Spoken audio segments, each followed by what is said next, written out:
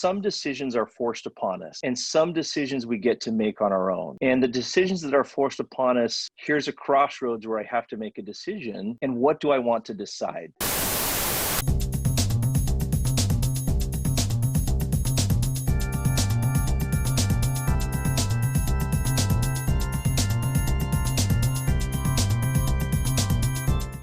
Well, listen, I am so excited that you're here because, I do hear a lot about the concept of pursuing your passions. And, I always debate if this is true for everybody. And while I don't necessarily think that it may be true for everybody, the opportunities are there.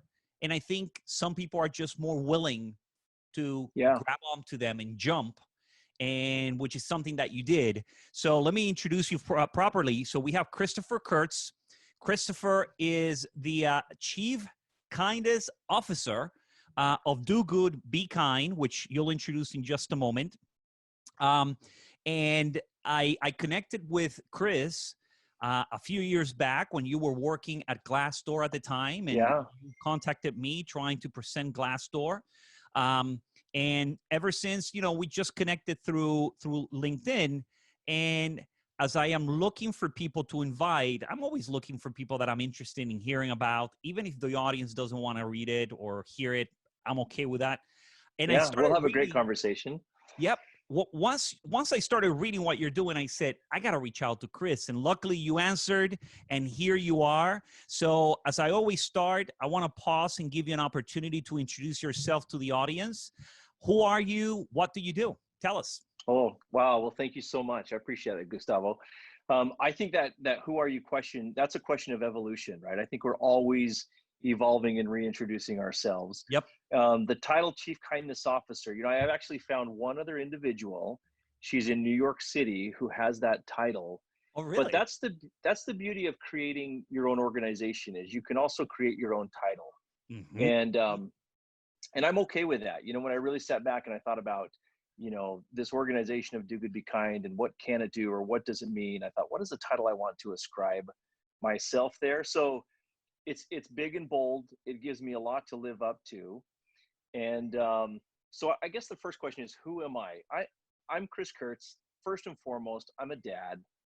I have 4 amazing sons, which, if you're from Utah or come from a Catholic family, that's a starter family. That's right. But, right. Starter kid. When we moved to California, it's like environmentally reckless to have that many children of your own. No, but people probably look at you weird. Well, they wonder if we're paying carbon credits for that many many children. That's right. You're paying extra. So I have 4 wonderful sons, and I think like most parents, and this is why I start with this, Gustavo. I think like most parents, I'm trying my best to live and lead an example for them that would teach them the values that my father in many ways taught me, and maybe some of the values that perhaps he didn't, that I want to espouse. And the reason I start with that is because, just like my fictitious title of Chief Kindness Officer, so many of us identify ourselves with a job title, and they're temporary, aren't they? I remember the very first time I was in an organization, it was 20-something years ago, and somebody that I really admired and looked up to, I remember when the organization sent out the blanket email that they were no longer with the company. And it was just that, like, this individual had dedicated 23 years or something to the organization, and they got like a 2-sentence, email in an all-company email.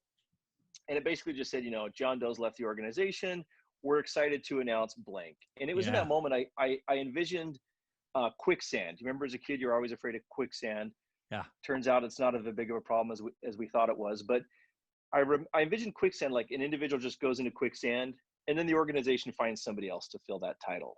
Yeah. And so almost, in starting out, when you say, who are you? And it's one of the things I've really appreciated about even this move to Hawaii and individuals I've met from New Zealand, in cultures outside of the United States, we rarely start with, what do you do professionally? And so anyone who watches and listens to this, you are who you are, way beyond a title that somebody else is going to have when you're gone. But your title of mom or dad or husband or wife or girlfriend or boyfriend, that will never go away. That's yours to have. And so that's right. First and foremost, I'm a dad of these 4 stinky boys. My wife and I have been married for 22 years. We never, in our wildest dreams, thought we'd be, where we are today, but it's been an adventure. And I think we'll talk a little bit about that as well as we go forward. Yep. And what do I do? I've been thinking about this 5 years ago, 5 years and 1 month ago. I came home from President's Trip for a company I was working for. I'd taken 4 of my reps to President's Trip, and you know how they are. I mean, they wine you, they dine you. We had a wonderful time in Cabo, and for a moment you forget all about sales quota and everything else. And then they crush you. You think you made it. Yeah. And I remember coming back from President's Trip, and 2 weeks later, I was told I was being put on a performance plan, right? That was my very first, whoa, what is this? Wow. And I sat down, I said, man, I'm getting put on a performance plan. It didn't make sense. And I remember walking out of that meeting thinking, I have 2 options. Well, actually I had 3, right? I thought I can fight it out. I can look for a different position, or I can take control of my situation. Mm-hmm. Mm-hmm. And I remember thinking at the time, okay, I'm going to take control of my situation and I'm going to leave the organization. And I had a trip planned with one of my sons to go watch a Duke lacrosse game. He was really into lacrosse at the time. And I remember going through the airport with this son of mine. He had no idea, Gustavo, what was going on. But in my gut, I was terrified. I'm counting every penny, thinking this could be the last, right? I don't know what's going to happen with this performance plan, leaving the organization. But I share that because it was a defining moment too of, I think, where a lot of people find themselves right now, which is some decisions are forced upon us. And some decisions we get to make on our own. And the decisions that are forced upon us, it may not be how we want it to go. It may not be something that we're quite ready for. That was definitely the case for me 5 years ago. But looking back in the 5 years, and I even put a post about this today, the struggle, the heartache, the pain, the growth that's come from that, Gustavo, has been a direct result of, here's a crossroads where I have to make a decision. And what do I want to decide? And so when you ask, what do I do? 5 years ago, my wife, bless her, my last day at the organization, she called me and she said, hey, listen, before you come home and have to shift gears into being dad, let's go to dinner and I want to give you time to process this. Right? What a gift. What a gift she gave me. She said, I want you to give me time to process. And as we sat there, she says, what do you really want to do? And I said, I really, this is PG rated, right, Gustavo? This is okay okay. I said, it's okay if we dabble into PG-13 and a little bit of a quick R, it's fine. Okay. My wife said, what do you want to do? And I'll never forget, we're sitting there at a fantastic little ramen place in San Rafael, California. And I said, I really want to help organizations and managers not suck. I said, that's, I said, how do we help them have a better experience than some of these experiences? And when I said that, it was lightning was just through my system. And so I started a consultancy called Peer Through. And it was really to help organizations with Glassdoor. We help with procurement, strategy, and review management. But I find that on the back end of every negative review, there's a human element involved. There's a shortcoming of communication. There's a conflict that hasn't been resolved. There's a missed expectation. And that's what drives those. And so if you can really get to the heart of those, you can fix a lot of that. And then a couple of years later, I said to my wife, I really would like a t-shirt for my company, because I think everybody has a t-shirt, right? That's the cool thing to do. And I said, the problem is I can't put Peer Through on a shirt. That's not really appropriate. And I said, what about my email signature? What if you were to put Do Good Be Kind on there? And I came downstairs one morning and she had made a t-shirt that said Do Good Be Kind on it. I love it. I still have it. That's right. And you have one on now. I've worn one. Gustavo, this is a true story. I have worn a t-shirt or a shirt or something that says Do Good Be Kind every single day for 3 years. Every day I put it on, and it's almost this subtle reminder, like a wedding. I don't even have my wedding ring on, like a wedding ring, or like your favorite baseball hat or something. I put it on, and it's the reminder to me. that, hey, when you're stuck in traffic today, or when somebody gets upset with you, here is your subtle reminder to take a deep breath and to try and live this message. Just hold on a second. The mental picture: you get in an accident and you come out with that shirt and you start yelling and screaming. Oh, well, I can I can tell you, we just had this happen not even a month ago. We had accidentally parked, and I mean accidentally, it was truly unintentional, parked in somebody's parking spot here. And the owner came out and he was irate, and he's yelling at me and he's yelling at my wife, and this is over the fence, right? And he says, well, let's go into the parking lot. We got out there, and all of a sudden he looks at my shirt and he goes, you know what? I'm sorry, I've overreacted. Right. And I was just looking at him and I said, hey, listen, I think it's a misunderstanding. He's reading my shirt and he goes, I think I've overreacted. I didn't mean any disrespect. And I said, it's okay. We would never do this intentionally. And so it does. It definitely has that. It's a reminder. Effect. Yes. Oh, yes. yeah. It's definitely a reminder. So for 3 years, you'll be wearing your basically your message, which is do good, be kind. Do good, be kind. And, I think about this a lot. Like, there's a lot of really kind people, Gustavo, who don't do things. They're just kind. And sometimes they're looking for things to do or a little prompt. And there's a lot of people who do good, but they're not really kind people. We see this. It's easy to write a check to a charitable contribution for the tax benefit, but be a total jerk. That exists as well. Yeah. And so when we put this on a shirt, and what ended up happening is a school teacher found it, the power of social media. A school teacher saw this and said, hey, I'd love one of these t-shirts. We ended up printing them in 5 different colors for her. And about a month later, she called and she said, hey, my principal loves this shirt. She loves the message. She'd like to hear about your school program. I paused and I said, we don't have a school program. And she said, well, you have a meeting next Tuesday at 12:30. I'm sure you'll come up with something. And so it was actually May 2017. We sat down with the principal. And this principal, it was interesting in the conversation. She said, if we graduate a generation of students who can read and write, who know math and science, but they don't know how to be kind to each other, we failed. And she said, if we look at what our children today, I get really choked up thinking about this still, Gustavo. When we look at our children today, if they're taught by the values of media, we're failing them. And when this principal said that to me, it was another lightning in the bones moment. I went, okay, we'll do a program. We'll come up with something. Yep. And so I called my dad. I said, hey, I've never done an assembly. I have no idea. I've done HR training and sales training, but man, 300 kids is a different story. Yeah. They're pretty honest. And he said, I would write. Children love stories. People love stories.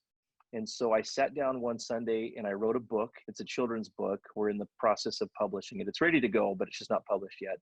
I wrote a children's book called The Most Remarkable Frog. And we've now shared that book with just last year alone, over 10,000 students in 2 countries and 4 states, traveling around. And then that message is now spread into organizations. I just read an article that said, companies estimate that over 50% of Americans right now are experiencing mental health issues.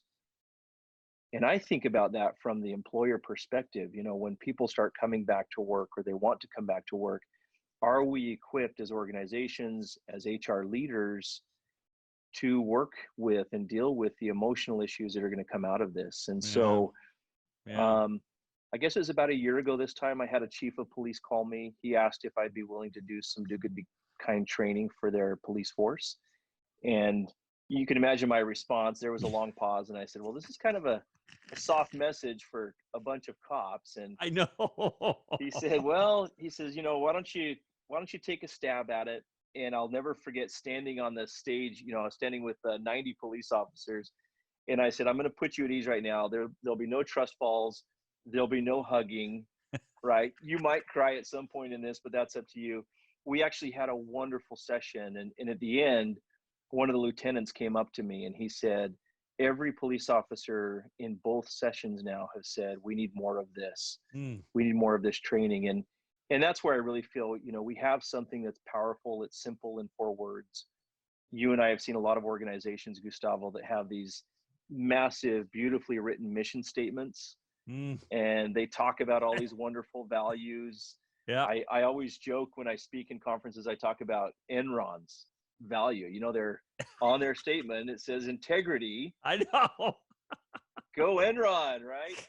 But really, if organizations say, look, our values are do good, be kind, and we have them written down, it doesn't need to be more complicated than that.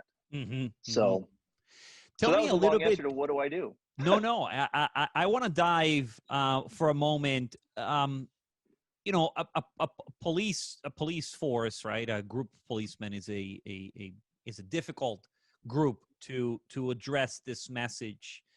Why do you think the gentleman that reached out to you was asking for it? What was he trying to accomplish?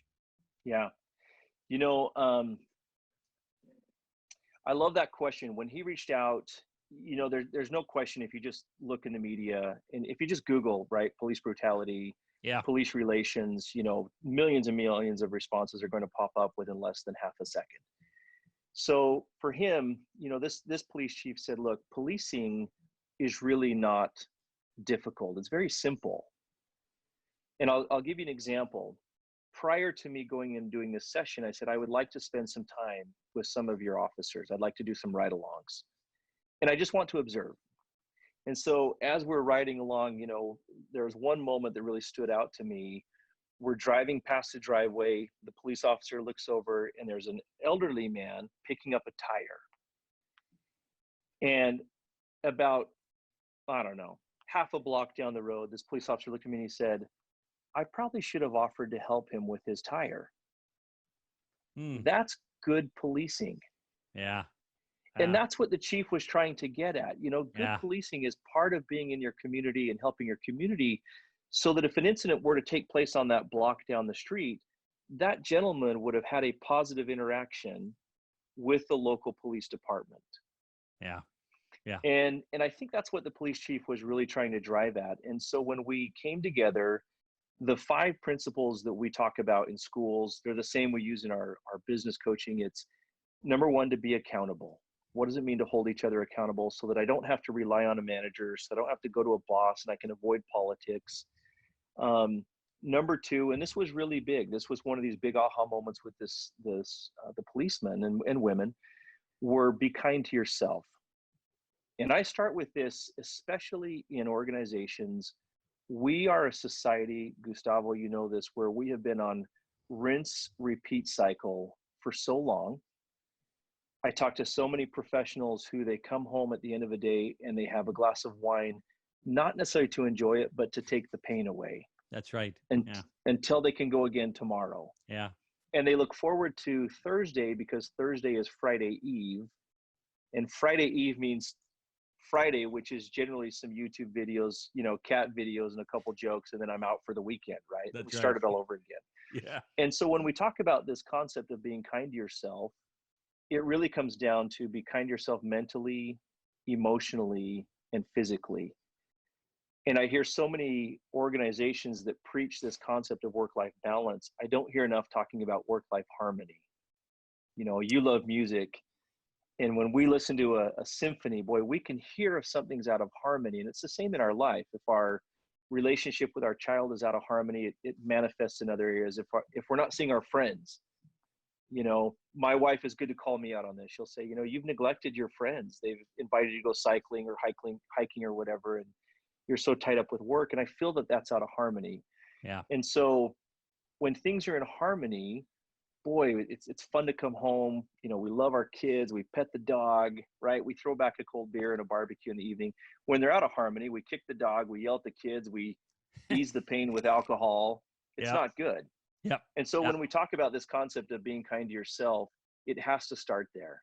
It has to start with be kind to yourself. And I'll never forget having this officer. I said, I'd love a volunteer, who'd like to come forward. And this officer stands up and he's like Captain America. I mean, like muscles on muscles, really handsome. And he comes walking up, and I probably shouldn't have said this is not HR or PC. I just looked at him and I went, damn, right? and, and everyone kind of chuckled. And I said, you were thinking it too. But, he's standing next to me. And I asked this officer, I said, okay, what would you like to work on? And he said, I need to work on being kind to myself emotionally. Mm. And all of a sudden, his lieutenant and one of the sergeants immediately looked up, and he said, if I make a mistake, I get really hard on myself. I beat myself up and I get into a really dark place. Well, people are going to make mistakes. We all make Yeah. mistakes. How do we help each other out of those? And you can imagine, especially in an occupation where you're wearing a uniform that says authority, and you make a mistake and it's televised on the 5 o'clock news and it's now on social media and viewed, 14 million times before you get home. That's really big. So he really broke down, and it was fascinating watching this team rally around this individual. And one of the things I tell everyone in this conference is, I want you to know these 5 things. One, I want you to know that you're smart. I want you to know that you're brave for sharing this. I want you to know how grateful I am. And I want you to know that you are kind, and it's important to be kind to yourself. And the last thing I want you to know is that you're loved. I want you to know that I love you. And as I said this to this, Captain America, somebody snickered. And I paused for a moment and I said, wait a second. I'm not sure why that's funny to any of you. I would love to be with my family right now, but I'm here with you as a sign of my love for you. And I said, my question is there anyone in here who wouldn't take a bullet for your comrade right here, for your brother? And boy, Gustavo, it got the seriousness you may feel from me right now. It just goes. And then everyone. Yes. Yeah. Yes, and it yes. got really real. Now, Yeah. we don't talk about this a lot in the corporate world. We don't No. talk about this concept of love No. because it's not masculine. It's not tough. It's not every word we can ascribe to business, right? Business war, business is a battle, business is winning and losing. Love doesn't fit in there. But in reality, when we lead with love, I think of Mark Crowley often. When we lead with love, boy, we get so much more done. Yeah. And then we can talk about the other things, being kind to each other, right? Mm-hmm. Be kind to one another. And the last one we talked about is being kind to the world around us. And so when you ask, what was this police chief looking for? When I shared with him, here's what we do in schools, tell me how this would resonate with your police force. These 5 things: be accountable, do good, be kind to yourself, be kind to others, be kind to the world around you. When I said that, he goes, that's it. That's what I want. And what was really cool is, maybe a month, 2 months later, I don't know.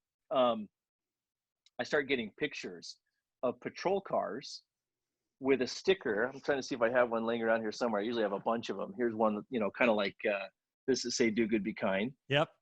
And they're sending me pictures of their patrol cars, and they say, hey, I put these stickers in my patrol cars to remind me, right? When I roll up on someone, take a deep breath, maybe something's going on. When I pass, somebody that needs help on the street, I look at the sticker and I say, hey, I can go help them. That's good policing.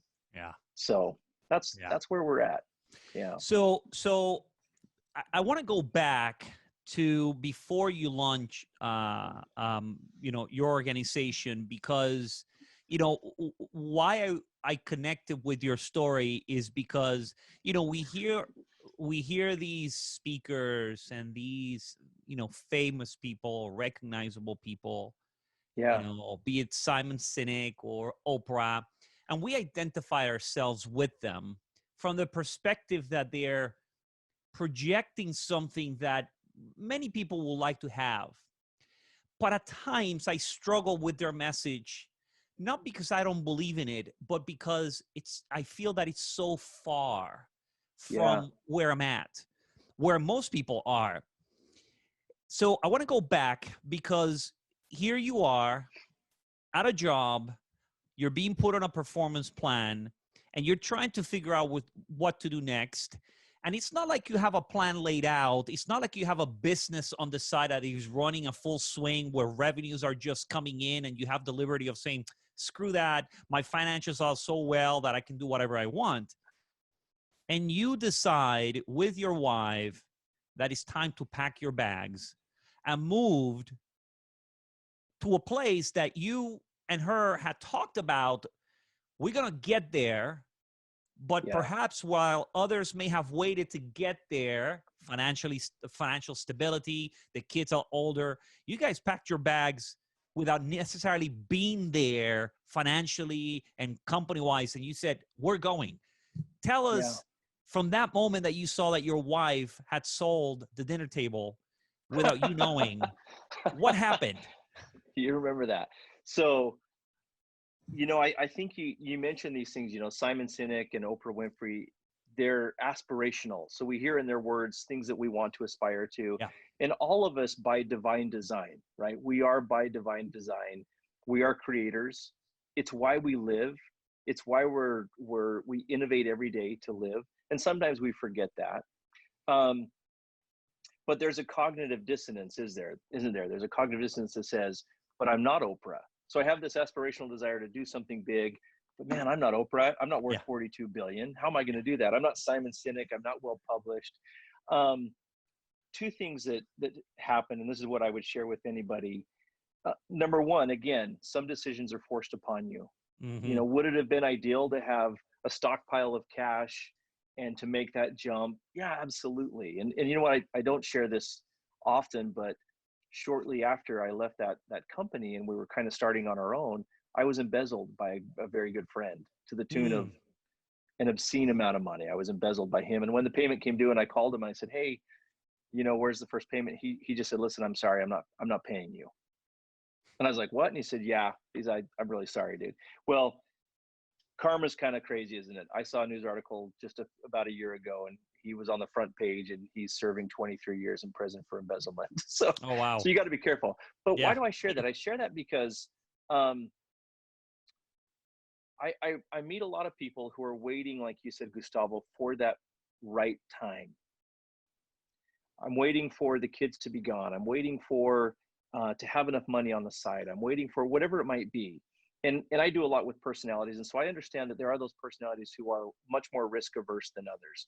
And if you really looked at my life, you wouldn't think I'm a really big risk taker. I'm not. But there's something my wife said that I'll say and then I'll repeat it because it was so profound. She said, I don't want the pain of regret to be heavier than the weight of the struggle. And I'll say it one more time. I want you to think about your life. I've talked to a lot of people like, man, I want to get a law degree. I'm thinking about it. I want to start a side hustle. I'm thinking about it. I've got this great corn dog recipe, better than any corn dog I've ever had. I'm thinking about it. Well, you may think about it for the next 5 years, but 5 years down the road, your corn dog recipe could be the next big franchise. And so the statement once again is, don't let the pain of regret be heavier than the weight of the struggle. And so we know this, we see Oprah at her best. We see Simon Sinek after he's published, but I never saw all the articles that didn't work or the books for Simon that Simon may have written that didn't get, there's the top spot on the New York bestsellers list. Yeah. And we see them at the best. And so when we made this decision, we said, number one, there's no guarantees. This business could work or it could not. What are we willing to learn as we go? And do I want the pain of regret to be harder than the struggle? No, I don't. I don't want to look back in 5 or 10 years and say, man, I wish I would have done that. And, I have one of those moments I think we all do in our career. In 2007, I had been, I don't know how far and wide this video will go, but in 2007, I was accepted to my dream job as an FBI agent, right? My childhood dream. I wanted to be an FBI agent. And I got my letter from the FBI. I was awaiting my appointment to Quantico, which was coming up in September. And then I got this dream promotion from the company I was with. And so here I am, like, dream job, promotion. I know what this road already entails, but man, here I could be, Jack Bauer, 24, and carrying a gun and a badge. And I took the safe road. I took the promotion. And, if you ask my wife, she'll say every May 21st, every time May 21st rolls around, I remember May 21st, 2007 was the day I sent a fax in to the FBI withdrawing my name. Right? And now I look and I say, is the pain of regret heavier than the weight of the struggle? Yeah. And at the time, I don't think I was ready for that struggle. Yeah. And so for anyone's watching, I'm not saying be reckless. I would never say that. But the reality is something we saw last year was 3 of our close friends, young, healthy, diagnosed with cancer, accident, whatever it may be. And again, there's that cognitive dissonance that says we're going to live forever. And then we see these things happen. And so what I would say to anybody watching this, if it's a book you want to write, if it's a blog, just sit down and write 200 words. Sit down and record yourself on a video. It's not going to be amazing, and that's okay, because the beauty is in the creation of it. Yeah. And if it takes off, wonderful. But if it doesn't, you've satisfied that innate desire to create. Yeah. So I came home, to your point, July 11th. It was actually the night I trained the second group of police officers. Uh-huh. I came home, I turned on the light, and the couch was gone and the dining table was gone. And I walked upstairs and I said to my wife, it was like 11 o'clock, and I said, Brittany, the couch is gone. And she said, I know, we're selling everything and we're moving to Hawaii. And she put everything on Facebook, and she said that again. She said, I don't want the pain of regret. We've dreamt of moving to Hawaii for how many years? And of course, Gustavo, we never anticipated a pandemic, right? Of course. Yeah. I will say the weight of the struggle right now is it feels crushing on days, but at the same time, I'm so grateful. On my worst days, in fact, I'm looking right now at palm trees, and I'm grateful on my worst days. I walk out to the beach, I put my feet in the sand. Yesterday, my 8-year-old son said, Dad, can we have a date? And I said, what do you want to do? And he goes, I just want to go play in the shore break for a little bit. Mm. Didn't cost me anything but half a Subway sandwich, and we went and played in the shore break for a little while. And those are times that I'm never going to get back. And so when I look at that, I think, is the weight of the struggle providing what we dreamt of? Yeah, in many ways it is, and so much more. Well, and that's what I would share with anyone listening. But I want people to know, you guys moved to Hawaii. That was last year, if I'm not mistaken? My wife, so once everything was sold in July of last year, she bought 4 one-way tickets. I bought my one-way ticket later, and on August 27th, I put my wife and 3 of my 4 sons on a plane to Hawaii. They went to Hawaii, and I flew, I don't even remember where, to go start doing assemblies. And then I joined them 3 months later. We had almost a month together, and then they went back to Hawaii, and I traveled again for a couple more months doing assemblies until assembly season was, partially over. And then of course COVID hit, and now it's, we're reinventing. Yeah. So yeah, we're coming up on a year. It'll be a year in August. So this is brand new, and you're pushing a business, an organization that you're trying to lift now in the middle of coronavirus, in an island that it's completely disconnected from the States. So whatever business you've had, I mean, you're so far. Yeah. But when you and I spoke, you brought up the question, and I think this is what many of us, I think, ask ourselves, maybe, what is the action that is missing? What are you willing to do to make your dreams come true? Yeah. It's so simplistic, but at the end of the day, what are you willing to put in order to get what you want? And look, I'll be the first one to admit, I was raised by a single mother, 5 kids, four boys, one girl. My father was nowhere around. I never had my father, so I don't even know what that looks like. And she had to figure out things, right? She didn't have the choices that I have or the options that I have today. So I get it that sometimes life gives you lemons and you have to make lemonade. I get it. I don't want us to come across as preachy, because we know that there are circumstances, but I always go back and I go, my mother had a couple of options. My mother could have found a man to marry, to take care of, so that she would be taken care of. They didn't do that. My mother could have leave us. She could have just say, this is too much, screw you guys.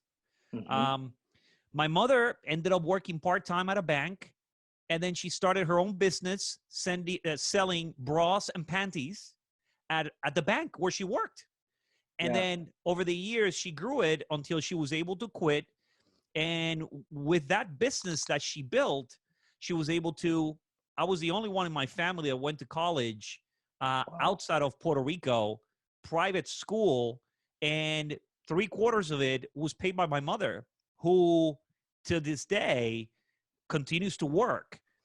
Yeah. So I tell my wife, I come from a family where working was non-negotiable, and you can't Right. complain, you can't bitch and moan about what you got, because I saw her. But here's the challenge that probably many people face like me, that at some point you know what your priorities are, and you're willing to put other things on hold because you either have a wife or you either have kids.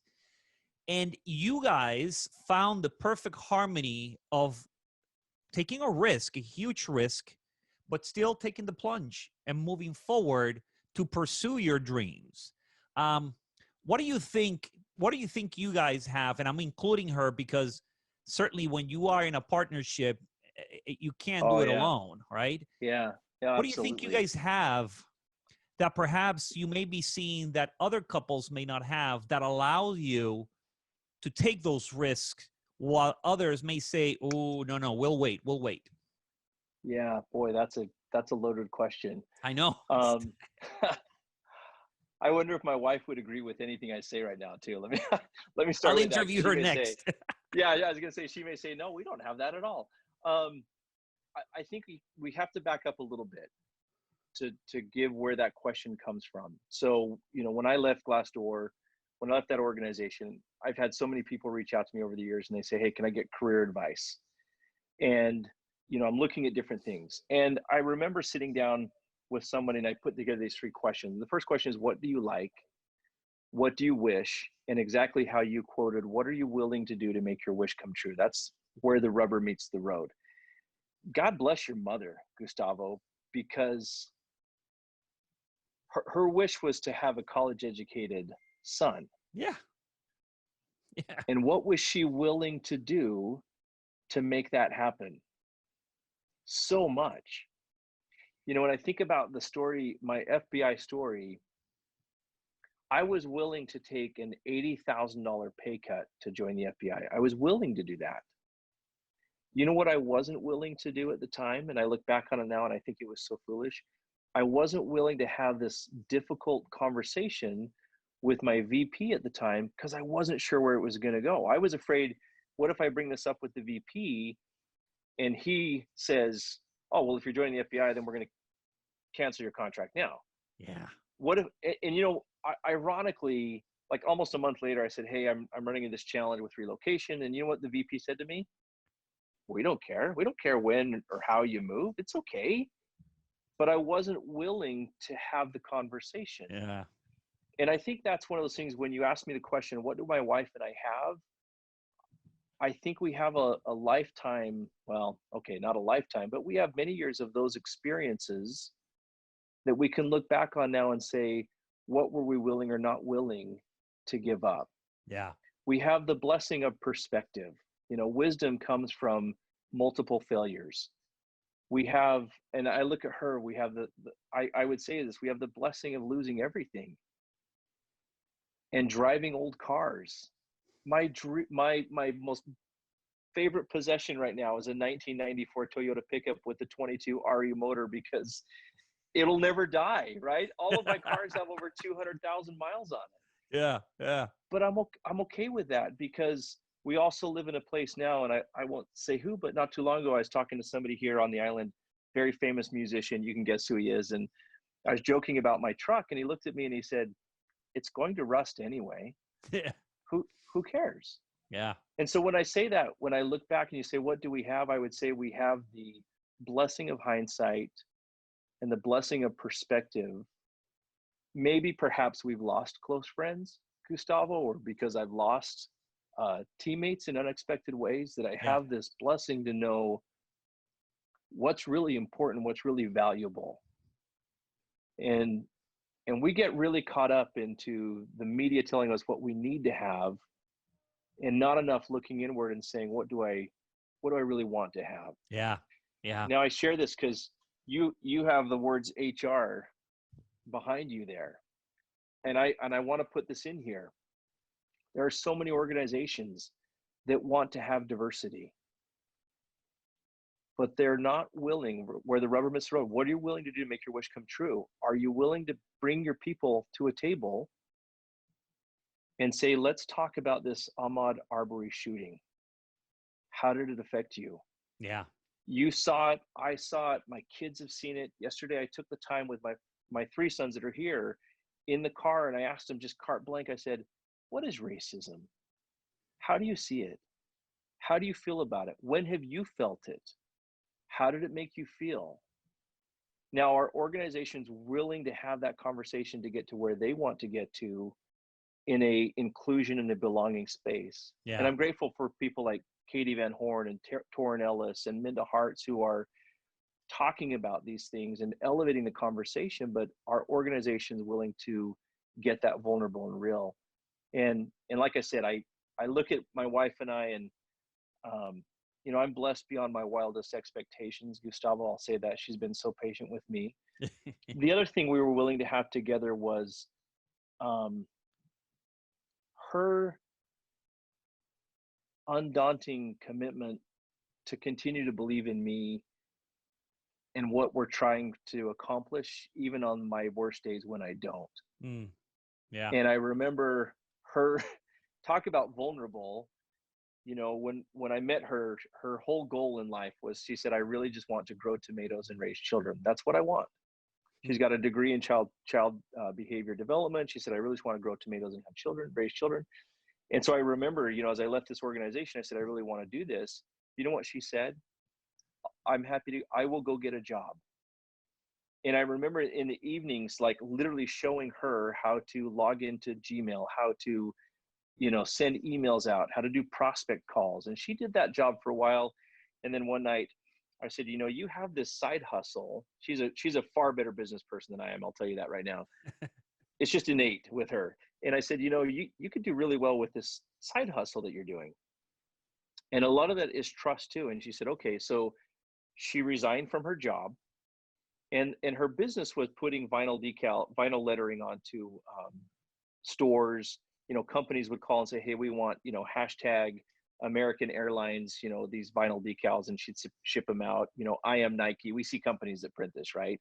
I am Visa, whatever it is. Yep. And I'll never forget, she went out on her own. We were both terrified. We're like, okay, what's going to happen? And the very next day, somebody called from a Lululemon store in the Bay Area and said, hey, we had our meeting here at our store. They love the windows. They asked who did our windows. And I said, oh, it's this lady in Novato. She's super rad, which she is. You should call her. And within a month, she had the contracts of all of the Lululemon stores in the entire Bay Area to do their windows. And it was crazy. She went from, you know, whatever she was making in her little hourly job to like quadrupling it. Yeah. And having this very satisfying experience. But when you ask this question, you know, what is it you have? I think both of us have that willingness to sacrifice and to be committed to that, like your mom did for you. Yeah, I tell you, I like I said, it struck a chord because I you know, I'm talking to regular folks in HR. Yes, some are executives, some are managers, some are up and coming. But from my perspective, it's within reach for most people. And when I heard your story, and not only the organization that you have and what you're trying to do in terms of impacting culture, you know, being willing to pretty much, you know, jump in and take those risks. I recognize that it's not easy for a lot of people, but I wanted to use an example of someone that did it, that is still going through the process, you know, fresh off the oven, you know, a year ago, versus someone that, you know, maybe is 5 years later, 10 years later, and it's showing the hustle online, but people don't realize that it takes time to build. It takes time to go through the process. And to me, your story is at the beginning, even though it's been written, you know, already for several years, But this jumping in and deciding we're gonna pack our bags, we're gonna move to Hawaii, is pretty fresh. And I've struggled myself with those decisions, and I have to admit that as a father, I look at my kids and I go, is that the example that I want to teach them? That you have to be obviously respectful and professional and think of others, but you also have to be willing to take risks. That's how I started this. I enjoy doing this, right? So I told my wife, I started a podcast with my wife last September, I think it was. We did 20 episodes together because I enjoy it. I enjoy the whole idea of technology. I enjoy the whole idea of recording and talking to people. So then coronavirus happens and I put myself out there trying to help. And then I said, you know what? I'm just going to take advantage of this opportunity since I started it just to talk to people. And that's how I connected with you. So I remember seeing, I don't know if, what's his name? The guy, Mike Rowe. I don't know if you remember Mike Rowe from Dirty Jobs.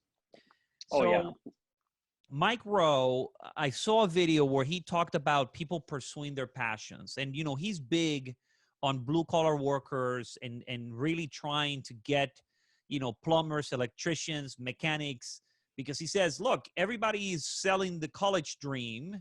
In the meantime, you need somebody to clean your poop. So somebody's going to do it, right?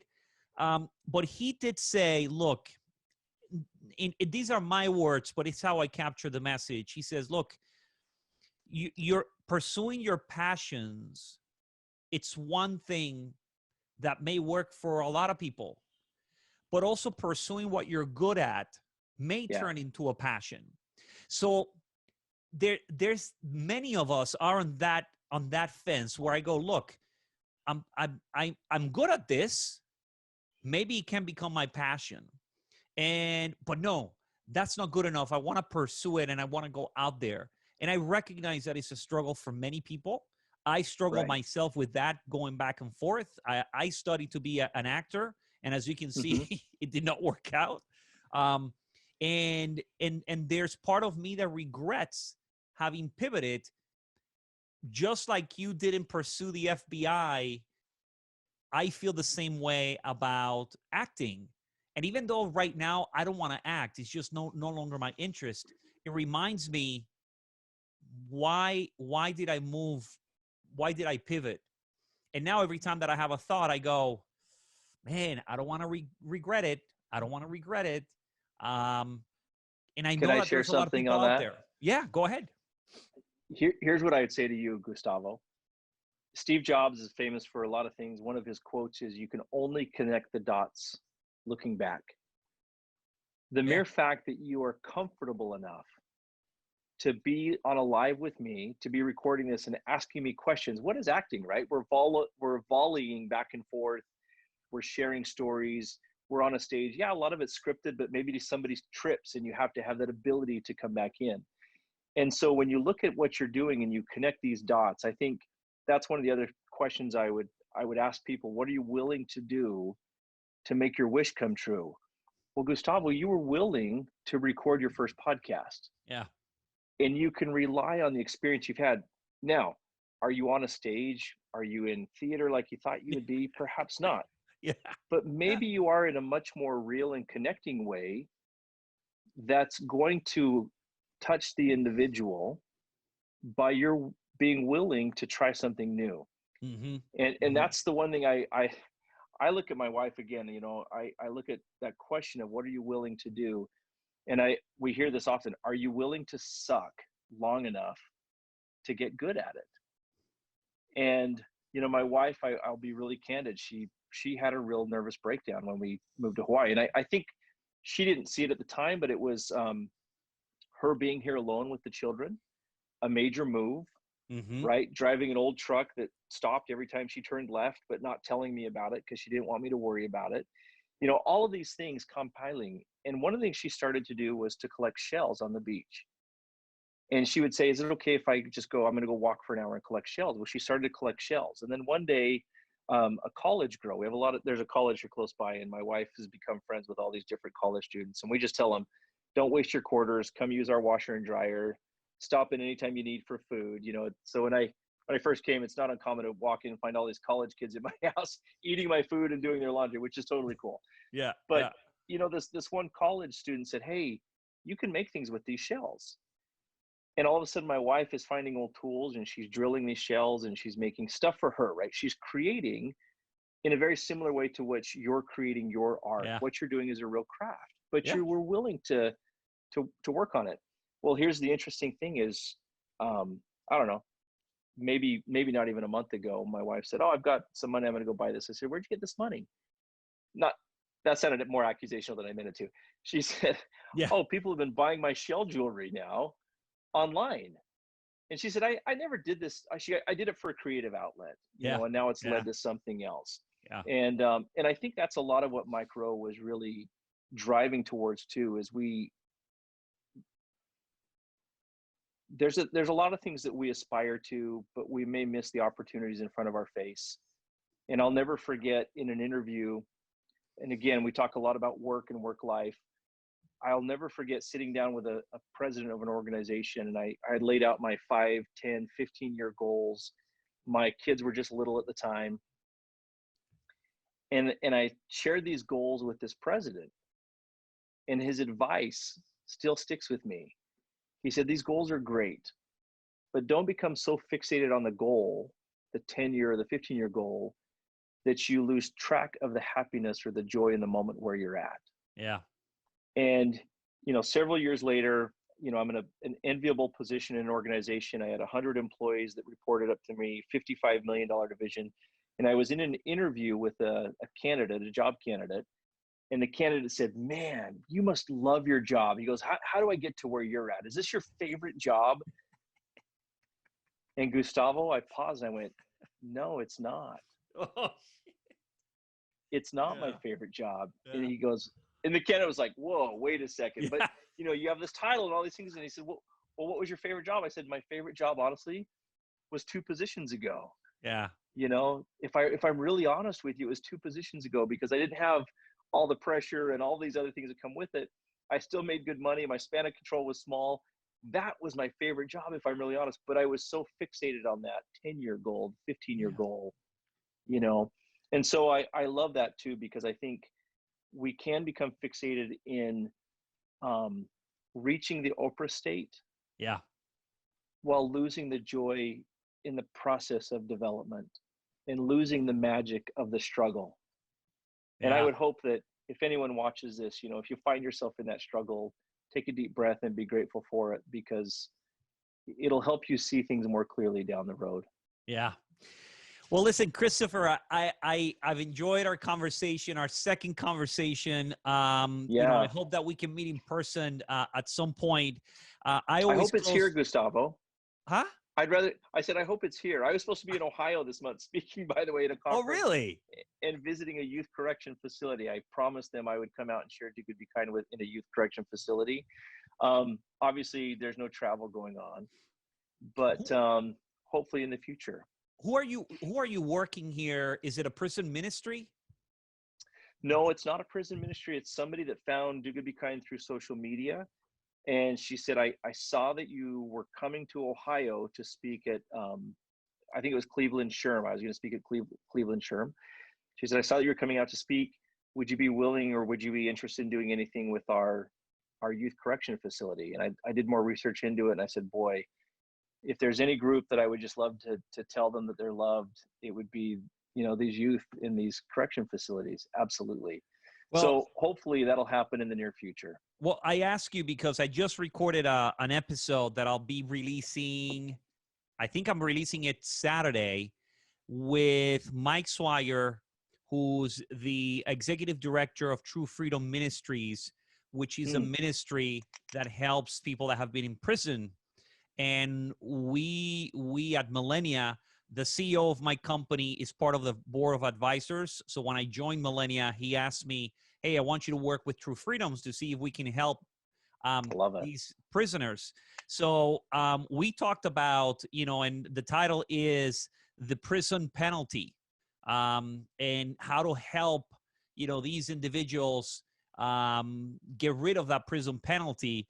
And I think your message, it's in line with what he is conveying to employers because of the work that they do before they present these candidates. So if I can ever serve as a connection for that, I will certainly do it. But that'd be wonderful. Look, if I cannot see you in Hawaii, at least in June, I'm hoping to be in Puerto Rico. So you're being a beach, I'll be in a beach with sand, with the family, and talk about good times. Let me tell you, I'm extremely excited and hopeful that we will be able to go, because just being with a family, it's certainly, I'm just so looking forward to just being out there, seeing friends. But I'm hoping that people understand that, pursuing your passions, pursuing your dreams, there's work around it. But I think the satisfaction of finding yourself on the other side is extremely valuable. I always like to close giving you the floor, and basically as an opportunity to close the show with anything that you are working on, where people can find your company, your organization, and anything that you want to promote that you might be working on. Yeah, I'm not really great at self-promotion, but I will definitely promote this given the opportunity. We are so excited to announce that we just received, signed and stamped April 14th, it's right here, from the IRS, our 501c3 for Do Good Be Kind. And so we now have what's called Do Good Be Kind Foundation. And I'm excited about that because it allows us to take this in a whole new direction through partnerships, through contributions, through tax deductible contributions, to really help grow what we're trying to do, which is to advance kindness and accountability in schools and communities. And the final word I would just leave on that, and it's a phrase from my book, A Most Remarkable Frog. Look for the Kickstarter to get that printed here real soon. It's just this: the message of the book is that what we do is proof of who we are. What we do is proof of who we are. And never forget that every morning when the sun wakes up, to let it serve as a reminder for you that whether it's one-on-one or to a group, you exist to make a difference. And that's what I would share. Yeah. Thank you so much, Gustavo. I'm so grateful for this time. Listen, good luck. We'll remain in touch, and thank you for joining me tonight. Right on. Thanks so much. Take care. Bye-bye.